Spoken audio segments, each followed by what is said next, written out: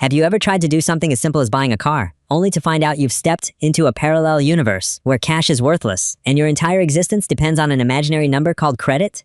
Let's see how Trevor survived a car dealership in America. So you get a car, obviously, which I just almost couldn't get. You have to fill out forms, and then they want your credits. And in America, credits is very important. I don't understand the concept.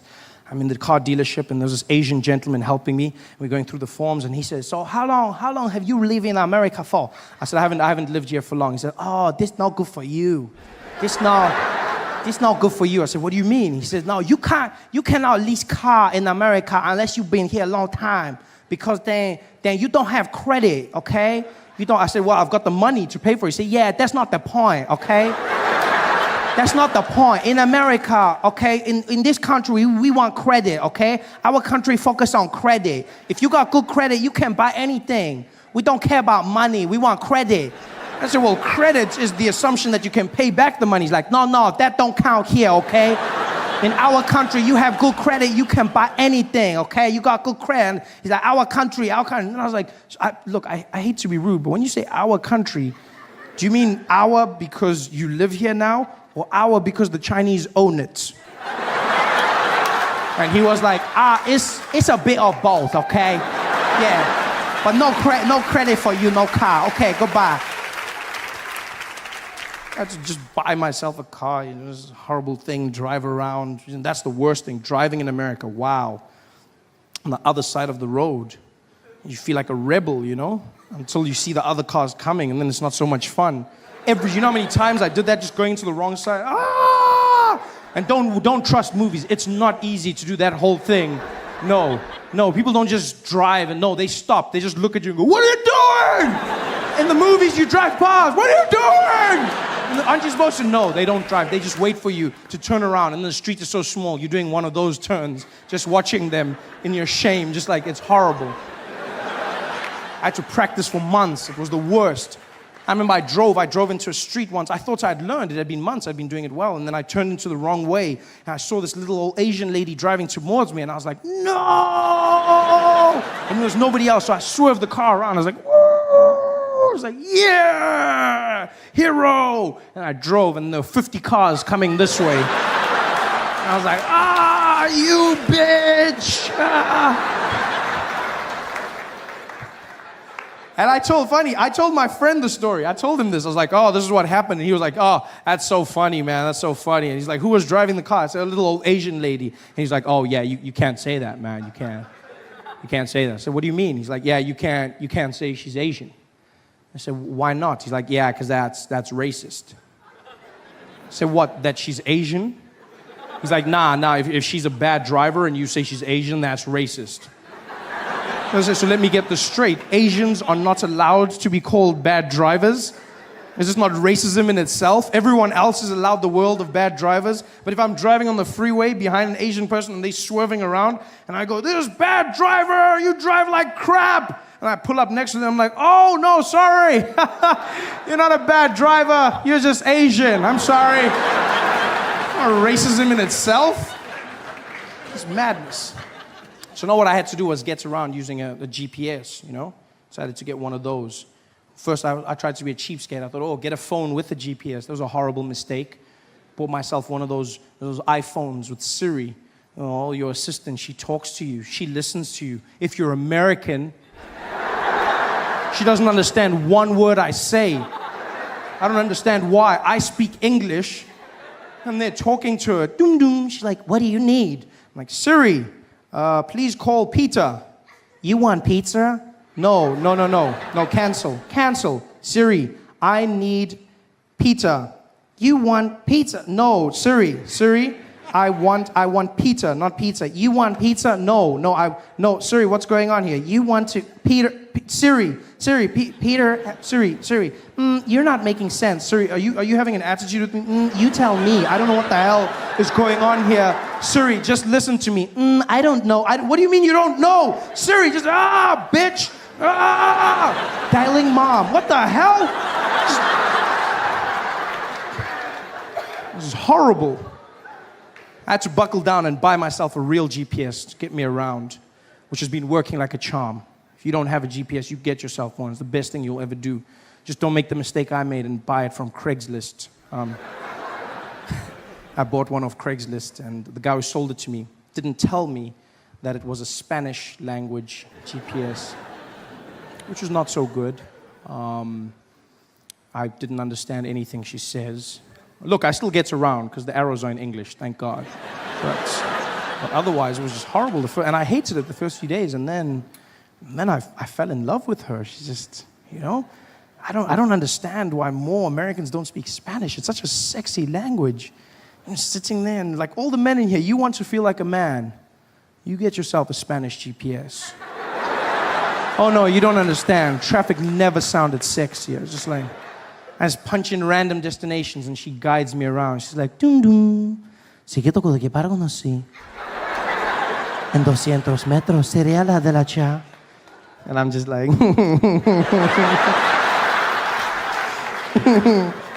oh shucks, Tom Tom. You say that all the time. This is sexy, you know? She just guides me around. It's beautiful. I love that. I'm going to learn Spanish because of that. Spanish has gone up my list. I had a few languages in Spanish.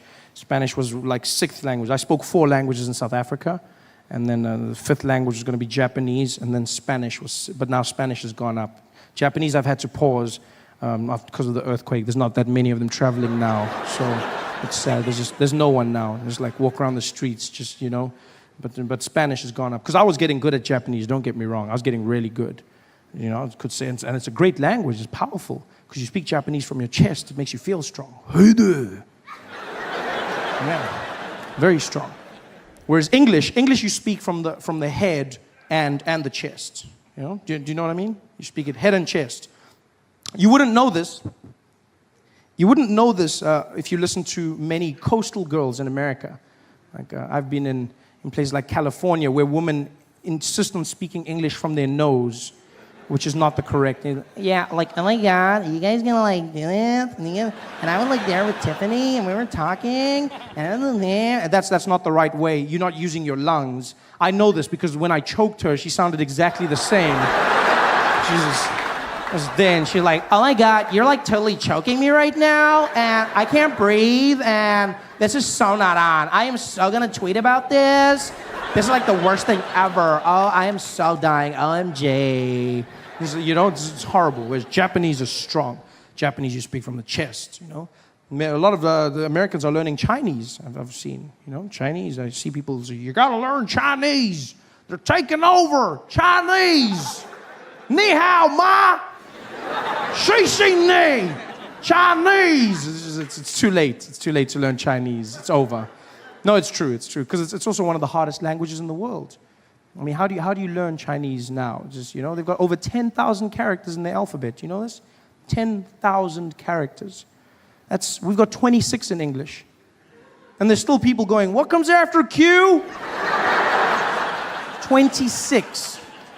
This is, you know, 10,000 they've got. That's super smart. Although they must have the worst Sesame Street in the world. It must suck being a Muppet in that country. I can just see them on a Monday morning singing to the kids. 5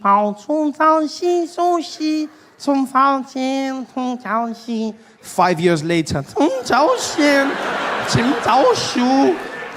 it's just horrible. Horrible. I choose South Africa every day of the week. You know when I realized this, when it solidified in my mind, was when someone asked me a really personal question. Someone said to me, Trevor, if you have kids, where would you like them to be brought up? And this was honestly one of the toughest questions ever, because I was like, wow, actually I've never thought about that. If I had children, where would I want them to be brought up? And honestly, all I could think, no lying, no nothing, I was like, I would want them to be brought up in South Africa. I would want them to grow up in a country where you have multiple cultures, in a country where you have multiple languages, in a country where you understand that there are other ways to be, in a country where there's diversity in terms of thought, in terms of food. I would want them to understand what it's like to be in a country where, like, I would want them to live here. I would want them to know here. And then I went down a spiral. I was like, wow, what would I want? I would want my kids to be South African. Like I realized I want my kids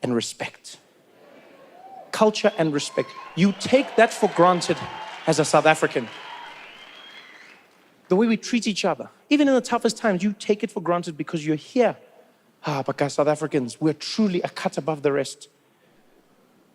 Like, you think I'm wrong. You think I'm lying. Go, walk anywhere in public where there are other South Africans. Fall flat on your face. Pa! Tell me there's no South African there who will feel your pain. You'll fall. Bah! They'll all be there like, sorry. Ooh, sorry. Ach, shame, man. Ach, nee, man. Ach, shame. Ach, fooi toch, man. Ach, shame. You know that doesn't happen overseas. Yeah. There's a lot of countries around the world where no one cares about what happens to you if they don't know you. We're often taught to be kind to the elderly, right? Well, one day in New York, Trevor tried to do a good deed for a very, very old lady. And let's just say, New York seniors handle gratitude a little differently. I saw this firsthand in New York. I was walking through the street, and there was this old lady who had just come back from grocery shopping, and she was carrying her bag. And this lady was old, guys. Like old. Like old. Like old. You're not like old. Like old, like she was knocking. You know what I mean? Like old. Do you know what I mean? Yeah, like even where like the angel of death was there walking with her, like, anytime I know I'll just be here in case. Like old, I'm talking about old. You know when you're so old, every morning you wake up shocked, like, I'm still here. Like that old. And this little old lady was walking with her bag. She had a little plastic bag with groceries. And as she got to the middle of the street, the bag burst. And all the vegetables that were inside her bag scattered on the ground. And vegetables, you all know, is the worst thing to drop. Yeah, because nothing runs like vegetables, eh? Have you seen vegetables when you drop them out of a packet? They go in every direction, like they know you were gonna murder them. Guys, they're gone. Those vegetables, especially onions. Have you seen onions? They land and they're like...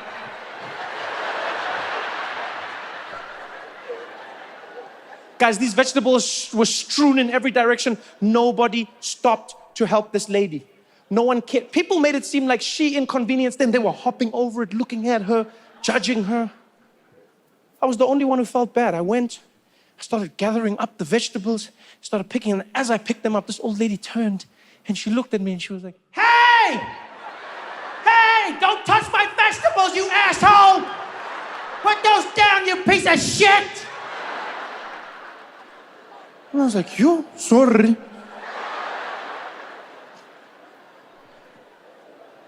I don't want that for my kids. I want them to grow up in a culture where there's respect and care.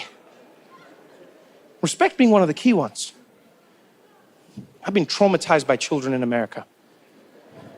They do whatever they want when they want. Honestly, guys, I've met many American children. They're demons, eh? If you want to experience true psychological torture, you don't need a horror movie. You just need to sit in front of an American child in a cinema. Meet Mikey, the kid who broke the laws of physics and parenting. Demons. Abo Satan.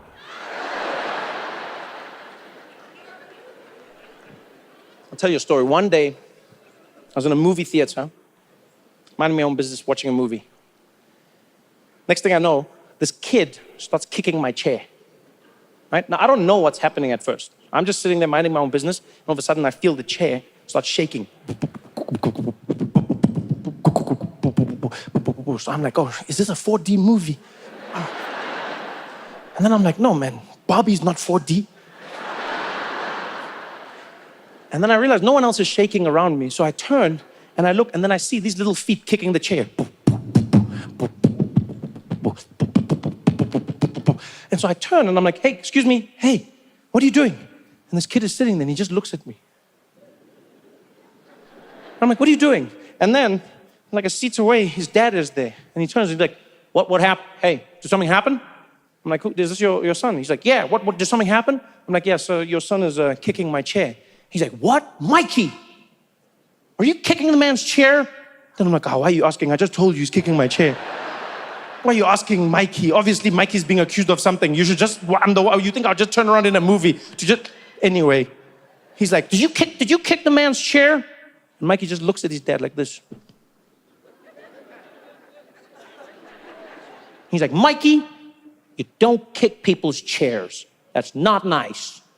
Say sorry to the man. Say sorry. Mikey just looks at me. And he's like, yeah, all right, you're good. Sorry about that, man. It won't happen again. I'm like, okay, I guess something happened. Turn around, I sit back in my chair, start eating my popcorn. So now I'm like, aha, it's gonna come now. Because if your parent warns you, I know, hey. So now I'm like, yeah, keep kicking, Mikey. Keep kicking, Mikey. Any moment now. You've been warned, Mikey. Then I'm like, hey, what's happening now? How come Mikey's not getting anything? Why is Mikey still? So then I turn around, I'm like, hey, Mikey, what are you doing, dude? Stop that. And the dad turns again, he's like, was he doing it again? Was he doing that? Hey, Mikey, that is not cool. I spoke to you about this, Mikey. That is not cool, Mikey. Time out. All right, sorry about that. We're good. I was like, I can see what Mikey's not changing. Nothing's. He's like, we're good. So now I sit. Now I know what's going to happen. I'm not an idiot. So I make my back hard. I wait. Mikey kick. First kick. He's like, I jump up. I'm like, Mikey. Dad's like, I'm sorry, man. I don't know what to do. I'm like, you don't know what to do. You don't know what to do. I'm like, Elena, something. And then I realized he couldn't do anything. And Mikey knew it. Mikey looked at his dad like this dad couldn't do anything to him. He looked at me like I couldn't do anything to him. I even tried to take it into my own hands. I looked at Mikey, I was like, Mikey, stop it. And Mikey was just like, then I tried every South African trick, guys. Every South African trick. I looked at Mikey and I was like, oh, God.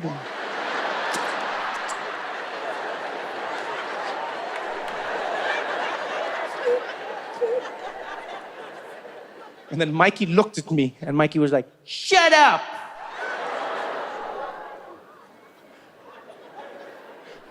And I was like, I can't do anything. And so I turned and I looked at Mikey. And Mikey looked at me and I was like, you know what, Mikey? Pose.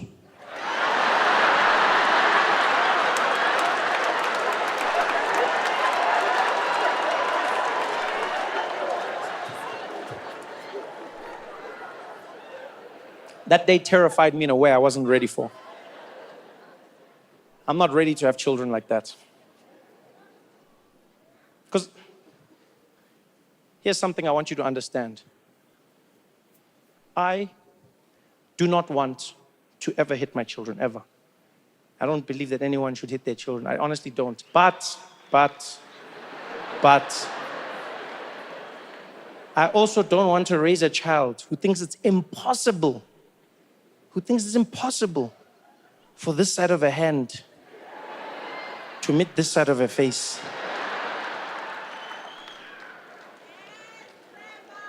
I need the kids to know that there's consequences in the world, even if it's not from me. I promise you now, I don't want my kids, I don't want to hit my kids. I don't want to. But I don't want them to know that I don't want to. Yeah. There must just be a little tension in the house, just for control.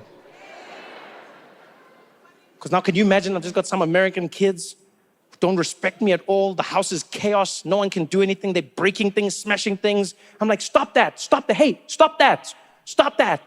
Are you listening to me? Yes, Trevor. Trevor, I'm Daddy. Trevor, I'm Daddy when now.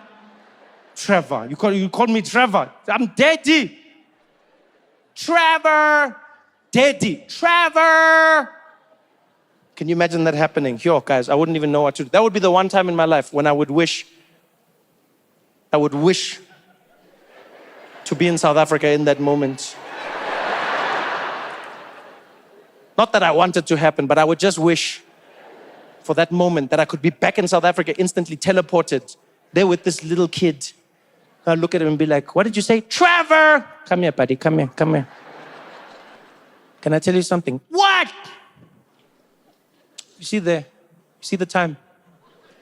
It's 1:55. That means in 5 minutes, the electricity is gonna cut.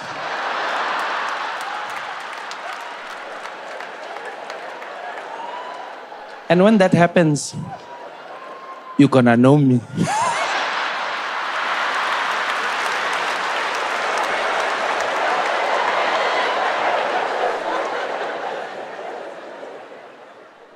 Because it's gotten insane. It has gotten absolutely insane. And South Africans have adapted. South Africans have adapted. You don't even realize how much you've adapted because you are you the whole time. But as somebody who's seeing you coming back, I'm like, guys, there's a level of resilience that South Africans have now that I wasn't used to. Really. You know where you truly notice it? You notice it at the traffic lights. That's where I've seen the biggest change. That's where I've seen the biggest change. You know? Because when I left, there was one thing I knew and one thing I knew for certain. South Africans know what to do when the traffic lights are not working. That's something I would have bet all my money on. Why? Because we learned about it. You knew it when you did your K53, right? If you actually did your K53. They taught us in that lesson. When a traffic light is not working, you treat it as a four-way stop. It was very simple.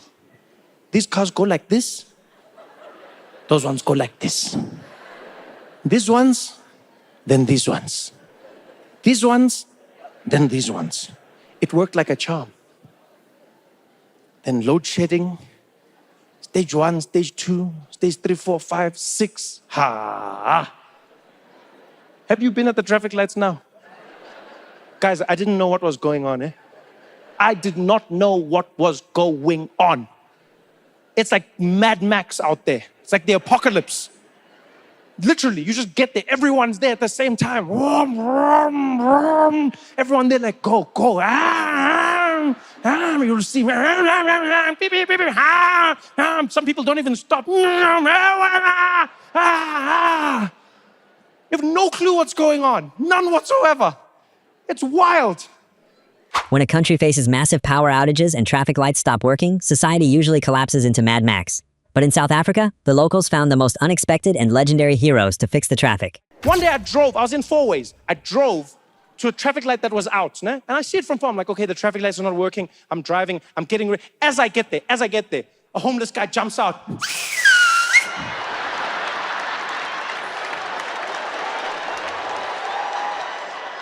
I had no clue what was happening. All I see is this homeless guy, and then other ones jumped out. They're all standing there, and then they started directing traffic, and then I don't know what's going on. So all I was thinking, I was like, yo, damn, these outsurance guys have fallen, eh? Yes. Then I realized it was homeless guys, and they were doing an amazing job, guys. They were doing a phenomenal job. They were pulling the cars, telling people when to turn, doing what. People were putting 10 rand out the window as they were driving past. They were grabbing it, keeping everybody moving. People were listening. So many people were listening. I could not believe it. One day, you know what blew my mind? We're driving, get to the traffic lights. Everybody stops. Then a police car comes. And stops. Literally, the homeless guy was like, and the police car was like, And now I thought the police are gonna get out and do something about the traffic lights. So I looked at them, and then I'm like, you could see the police were there like, he's working. Yambona now, uyasebenza lo muntu. And then they just sat there with all of us, waited for the homeless guy. Then he was like, and then the cops were like, sharp. Everything has changed. Everything. But the one thing I'm not used to yet is the chaos. I don't know when to go. I don't know who goes when now. Some people are turning while other people are going straight. Then you're between each other. Everyone's hooting. Even taxi drivers are on the side like, guys, guys, this is not safe, guys. Man. If everybody's a taxi driver, then who is a taxi driver, guys? Guys, that's our thing, man. This is cultural appropriation. You know who's truly toughened up over the last few years? Who's truly toughened up the most? White women. I know all South Africans have gotten tougher, but white women, I am the most proud of you. When I was last doing shows in South Africa years ago, white women were fragile. Yo, they were brittle. Any change in direction would crack them. You would see, have you ever seen, you'd see white women back in the days, things would go wrong. They'd be like, I just can't, hey? I just can't. I mean, like, you're living in a country where I swear to God, it's just, because I was driving today and they just cut you off. And you're at the robots and you've got these guys knocking on the window. I just can't. Zuma must go. I can't. I can't do this. I can't. It's too much. It's just too much. It's too much. And the chickens at Nando's have gotten smaller. I can't. I don't know what I can't. White women were brittle. And then I don't know what happened over the past few years. But they have toughened up. They have truly toughened up. It's almost like these white ladies were in their garages training every day. Because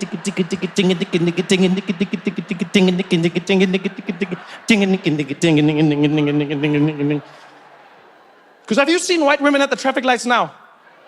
Have you seen white women during load shedding at the traffic lights? You better pray to your God when you meet them, eh? They're taking no prisoners. White women now, they've turned into the new taxi drivers, guys. You'll see them driving in during load shedding, peak traffic. They pull in there with their Hyundai Sonata. They've got their arm out the window, accepting any challenger. They're there driving in. You think you're gonna cut them off? Beep, beep. They're like, futsek wena. Ngazongi hutela wena. Apuni kutinga driver la wena. Futsek. Beep, beep. Nawe, hey. Futsek nonke, hey. Ningazong chela, I'm driving here. Papela mina nyon dupula nonke. Nombulala nonke ninam sunweni.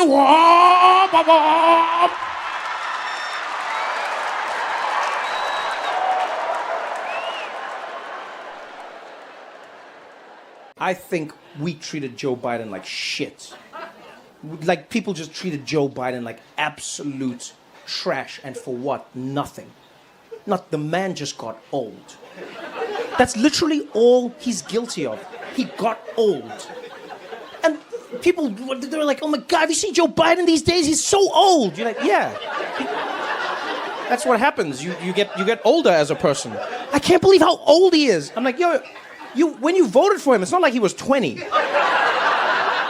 People make it seem like he pulled like a magic trick and then all of a sudden flipped into an old man. He came in as an old man, and then now he was a slightly older man, and people are like, oh my God, I can't believe him. Why does he think he can be president? Because you told him he could. People were so shitty to Joe Biden. They were just like pulling at strings. I mean, like, God, you see the other day he forgot. He like forgot where he was. He said the wrong city. He said Rotterdam. You know what I mean? I'm like, yo, people do that all the time, especially when you're older. Yeah, because think of it this way. It's not even about like old as in your brain is like, is degrading. Think about how much information you have consumed by that point in your life. Think about how many names you've heard, how many places you've been, how many stories. Of course some things are going to get jumbled up. It's like, yeah, the person's old. He's just old. That's all Joe Biden is. He's old. You'd be like, yeah, I don't know. It's just weird. It's not that. My grandmother, my grandfather, they would forget or switch my name with my siblings' names all the time. I'm sure you had that. Right? They're just like, my grandmother, sometimes she'd be like, Andrew. And I'll be like, no, Trevor. And she'd be like, Yeah, when she did that, there was no point where I was like, she needs to step down. She's not fit to be my grandmother anymore. We treat old people like such shit in society. It's like we make it like they're disposable. It's like, you're old. All right, get out of the way. You're old now. It's over. He just got old.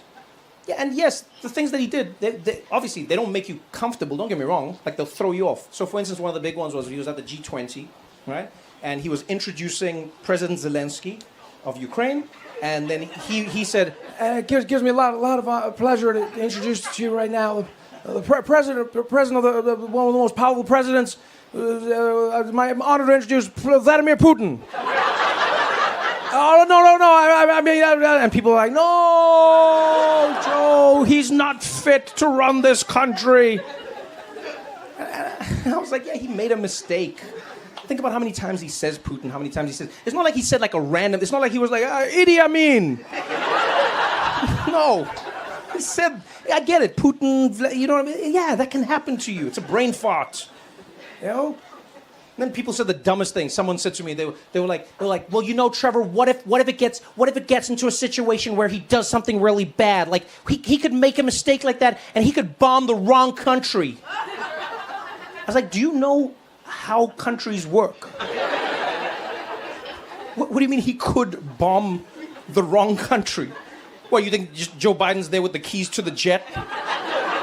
And he's just like, I gotta pop out and do something real quick. I gotta fly to Eastern Europe. And he's like, take that, Ukraine. No! I meant Russia!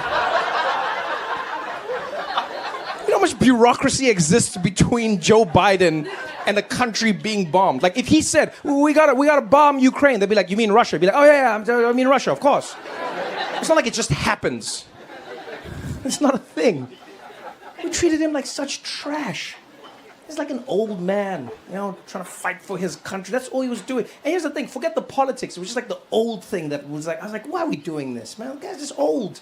He's not as sharp as he used to be. That's life. It's going to happen to all of us, hopefully. You know, if you get there, it'll happen to you. I'm like, Joe Biden, trash. And look, I will be fair and I will be honest. I think what didn't help was that his team didn't acknowledge that he was getting older. I don't think that helps. And that is a problem I have with like a lot of American political spin. They try and tell you that what you're seeing is not what you're seeing. You know? So like Joe Biden would like, he would be like, and then people would be like, yo, he's getting older. And then his team would be like, Joe Biden is not getting older at all. In fact, he's younger than he's ever been. We're like, that's not how numbers work. The man is just getting older and older and older. Just say, yes, he's old. Just say he's old. Because, yeah, he was making some mistakes. One of the ones that, one of the big ones that threw people off was he would repeatedly bring up world leaders that he had recently had a conversation with, which is fine. The only issue was that those world leaders had long been dead. And that would throw people off, you know? He'd be up there and he'd be like, I just had a conversation the other day with Chancellor Olaf. And people were like, Chancellor Olaf died 30 years ago. And they were like, oh no. Oh no, Joe Biden, oh no. And everyone's like, he's senile, he's got dementia, oh no, oh no, oh no. I understand why people thought that. I also should let you know, full disclosure, so we're completely honest in this room. I am biased, okay? I'm biased because I've met Joe Biden. I met him at an event called the White House Correspondents' Dinner, okay? And this event, you're there, the president is there. Because of the security and everything, you have to get there well ahead of time. So you spend time, you get to meet the president, you have a long conversation with him and the first lady, and then later on in the evening, you have another conversation, then after that, you have another conversation, and then after the event, you have another conversation. So in the span of like 5-6 hours, I got to speak to Joe Biden frequently. And I have nothing to gain from telling you this. The man's not running for president or anything. He's done. He's fully corpus mentis. He was with it. You know, slight speech impediment, yes, but otherwise he was with it. You know, he could recall information. He kept up with the conversation. He was with me. He was lucid. It was fine. Do you know what I mean? Like, he would talk to me like, hey, Trevor, another thing in the country and the things I dream for as Americans, and you do that thing, and it was fine. It's not like he talked to me and then like 3 hours later came back and he was like, Jackie Robinson!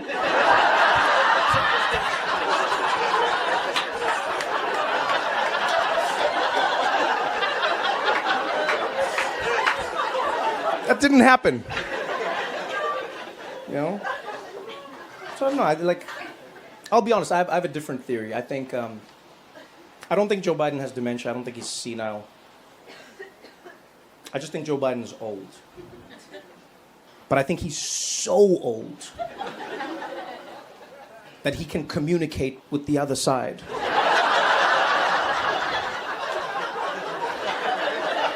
We don't consider that. But he's basically in that space between. That should have been their campaign, actually. Yeah, instead of saying he's not old, they should have doubled down. They should be like, "You damn right Joe Biden's old. He's the oldest president this country's ever had, and you should be grateful. Who better to protect the Constitution than someone who was there when they were writing it?"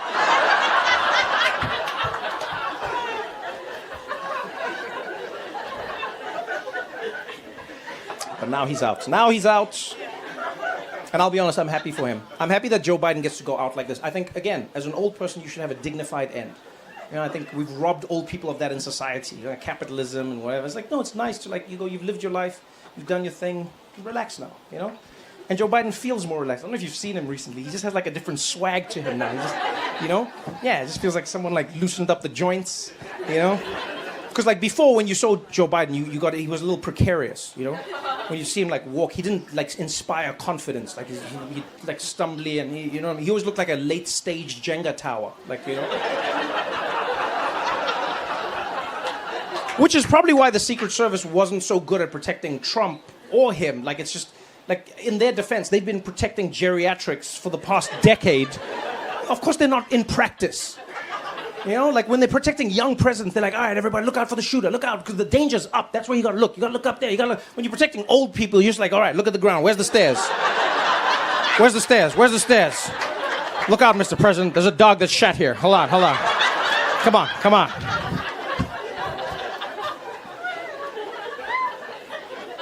He's got a different sort. Joe Biden's got he's got a vibe now, man. The other day he was at it was like a little, not a rally, it was just a meeting with like a community somewhere. Some were Biden supporters, some weren't. He's just walking around greeting everyone. Hey, how you doing over there? Good to see you. How you doing? How you doing? And there's a guy sitting wearing a Trump hat, right? Wearing a Trump hat. And Joe Biden comes like, hey, how you doing? How you doing, man? And he's like, I don't like you. And Joe Biden's like, oh yeah, I don't like you either. And I was like, oh, who's this guy? Who's this guy? He's like, oh yeah, I don't like you either. I don't like you. He's like, you're old. He's like, oh, you want to talk? Look at you, you're old. And he just started like trading with this guy. Back, wasn't presidential. He wasn't like, oh, well, I see why you feel. He's like, nah, man, you old as shit. Look at your face. Like, goddamn. He's like, you old. You're just old. I'm old and I'm president, bitch. He just had like a different like vibe to him. You're like, what? What? And the guy was wearing a Trump hat, and then he said something to Biden, something along those lines. He's like, yeah, that hat. And Joe Biden's like, come on, wear my hat. And he's like, no. He's like, would you wear this one? And Joe Biden's like, yeah, I'll wear your hat. Give me the hat. And he takes the hat, and he puts the Trump hat on. And he's like, yeah. And that guy, you should have seen that guy's face. He was like, wah. Because he thought maybe like Biden would like burn or something. I don't know. Just turned to, he was like, wah. He's like, I like you a lot more now. And then Joe Biden just walked away. He just had like his swag. He's like, all right, man, I see you, man. I'm happy for him. That's how everyone deserves to leave, you know? It's nice. And now it means he's out of it, but we're in it.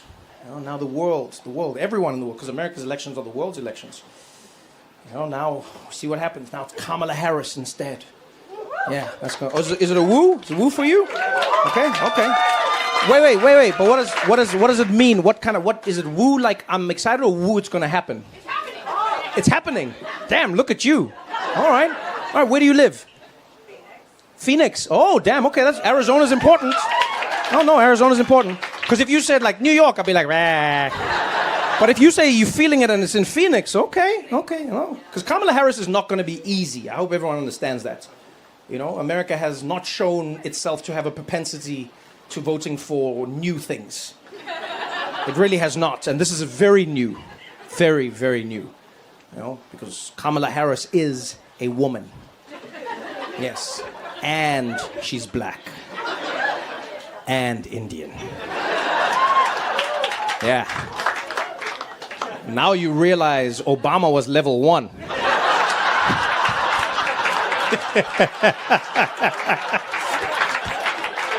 America was so proud of itself. Thought it had clocked the game. That was the easiest level in the game. It was like Mario Brothers level 1. It was like, let's do this thing. Blip, blip, blip, blip, blip, blip, blip.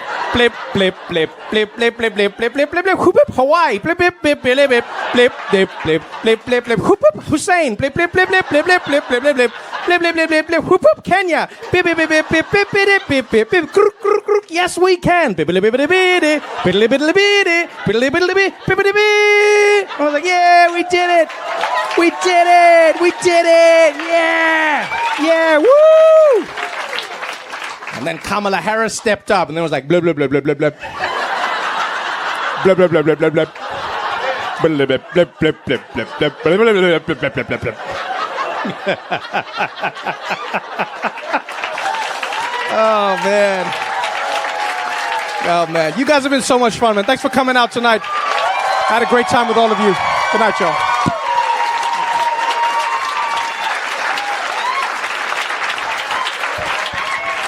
One more time, man. Show some love, man. Trevor Noah. So yeah, that was my Monday. And I'll be honest, I wasn't too worried.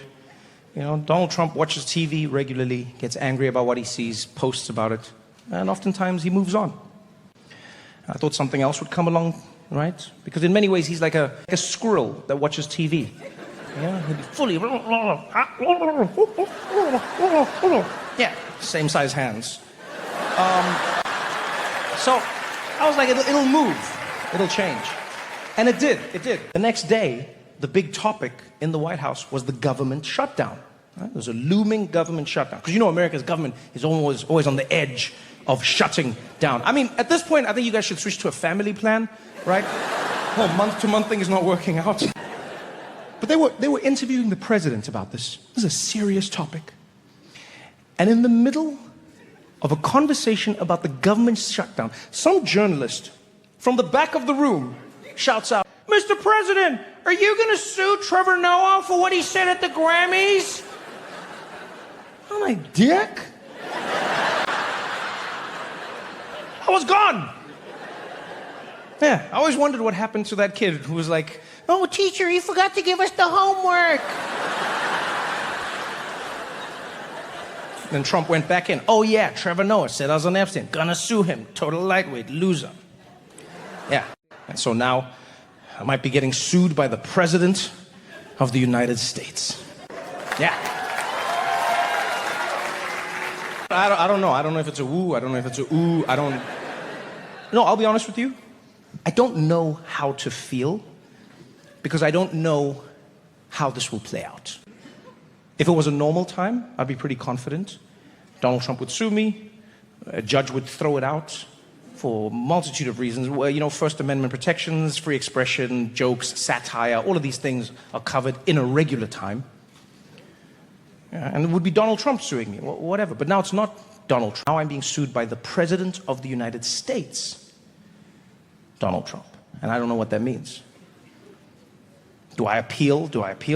We get to the Supreme Court. I walk in, he's waiting there for me. He's like, "Say hello to my little friends."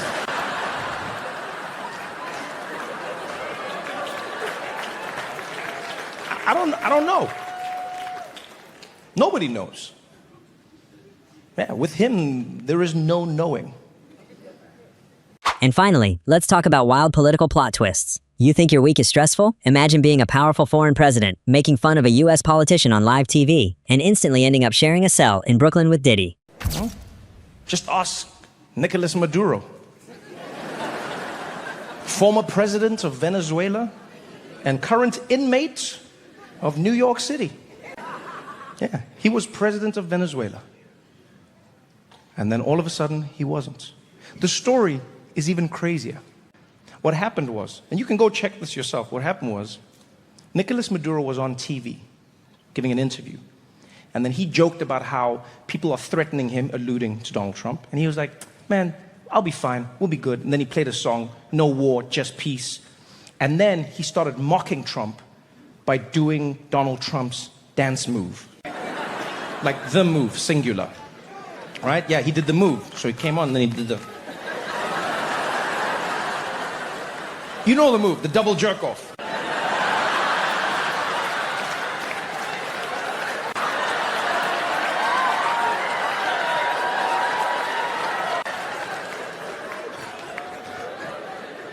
And Trump saw that and he was like, go get that man.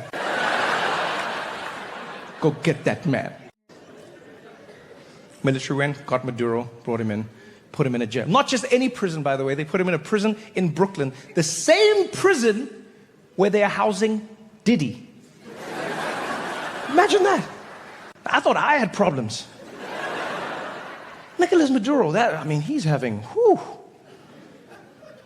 Imagine the irony of his situation. He was witnessing America rolling out the most brutal deportation campaign ever. And in the midst of that, you're the one immigrant they import.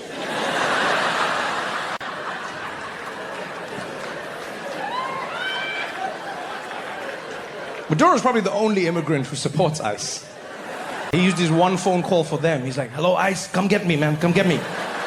Yeah. No, come on, I'll fly myself. Let's work together. Come on, with this, guys. We can do this.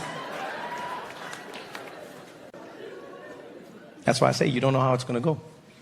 Nobody knows anymore. What a crazy twist of... Can you imagine?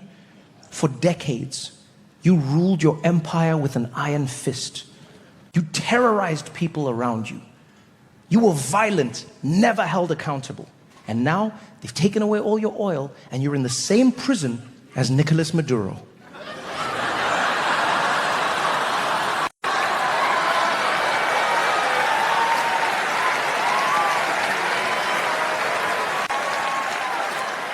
Ain't that a bitch?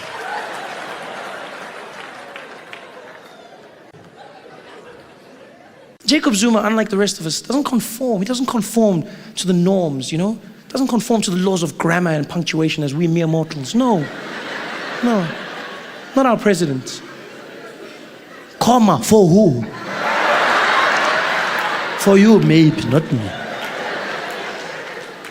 Comes out there, confidence, cadence, wherever he pleases, reading out.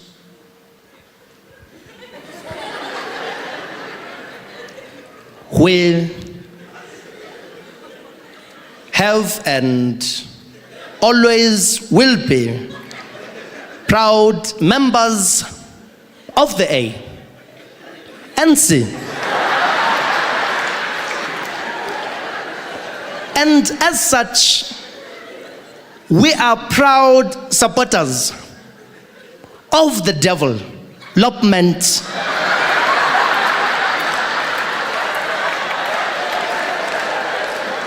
of rural areas.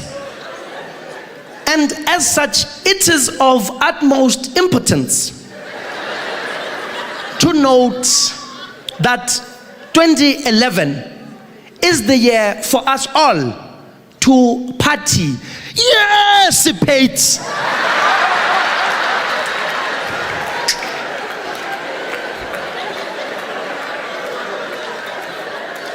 And so forth. Let it not be a blame game.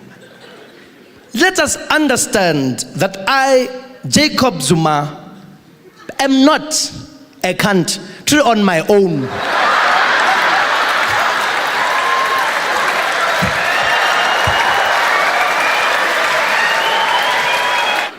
Zuma comes out and he goes, hey, I'm not perfect. I'm human. I make mistakes, just like you. Now and again, I will make a mistake. And another one. No. But hey, who's perfect? I look at Jacob Zuma and he strikes me as the kind of person who's on Facebook, you know? He's just got that vibe to him. No, you can see Facebook people. Some people look like Facebook people, some people don't.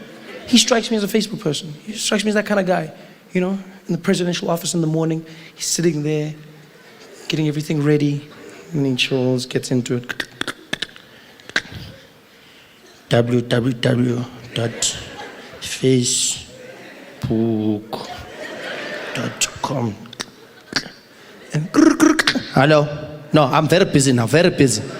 Yeah, I'm writing a speech. Yeah. About the world. Yeah, okay, bye-bye. Log in, username, Jacob, Zoom.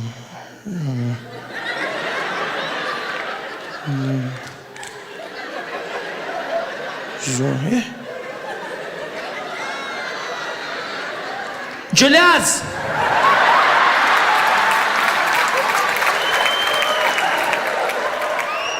Julius!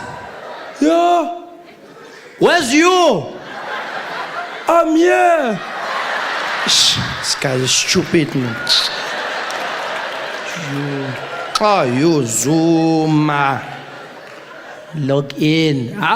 Status update. Jacob is feeling frisky. Send all the single ladies. Now put their hands up. Shmam, shmam, shmaf. Look at them, club. No mention, an intention. Friend request. Accept. Oh, hello. Accept. Kim Jong. I accept. Gaddafi. Accept. Hey, accept. Hey, Helen Zilla. Ignore. Never. Wants to see my photos. Yeah. Coming here with. What's happening here? Julius, invitation. No, man, Julius, I don't want to be a vampire, man. Decline. Hey, this guy. What? Obvious, Team Jacob. Stupid question. Coming here with those things. Okay. Mbeki is online now. Okay. Check their status. Mbeki is an African. Comment. Mbeki is unemployed.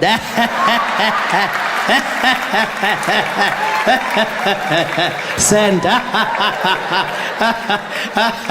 Like. Poke. Super poke. That guy, man, what's happening here? Barak, still no response. This guy is not serious. He doesn't send Barak friend request all the time. Doesn't even message. Dear Barak, it's me, Jacob. Why don't you want to be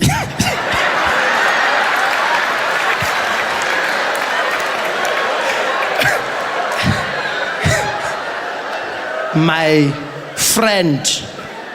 Huh? He looks like he could type that, eh? H-U-H, huh? For some reason, I feel like this is a great portrayal of Jacob. I feel like this seems like how he'd type on a keyboard. I've never seen him, but I don't know. I feel like, he seems like this kind of guy. But then it seems like a finger typer. Because I don't know, with standard 2, I don't think he's. No, I didn't mean it bad. Whoa, who was like, whoa? I'm just saying, because by saying whoa, you saying, Trevor, I disagree with you. I think it's pretty reasonable to assume that Jacob Zuma types like this.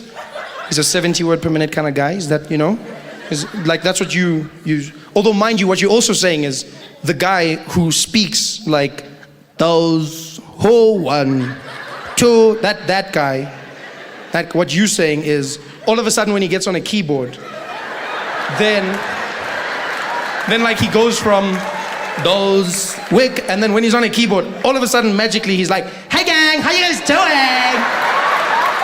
OMG, being president is like super hard. Why is Helen Ziller always on my case? Like WTF, loser. And Greta said the funniest thing the other day, and I was like, LMFAO. He's like super hilarious. Anyway, gotta get back to my work. Okay, smiley. No, he's that guy. He's